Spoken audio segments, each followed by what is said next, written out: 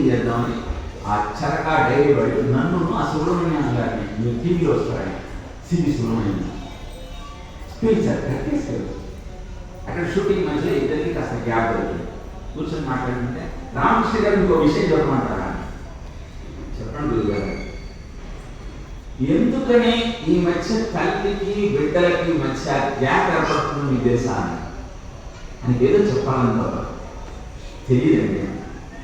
ఏమండి ఇదివరకు natural deliveries అయ్యేవి.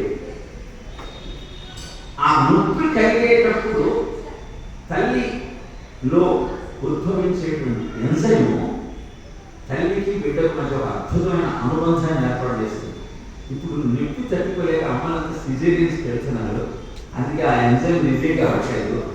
తర్వాత వాళ్ళ మధ్య ఆత్మీయత ఉండట్లేదండి. ఇది ఒక సైంటిఫిక్ పరిశోధనలో నాకు తెలిసిన విషయం అని చెప్పి నేను చదవలేదు వాళ్ళు చెప్తున్నాను. సో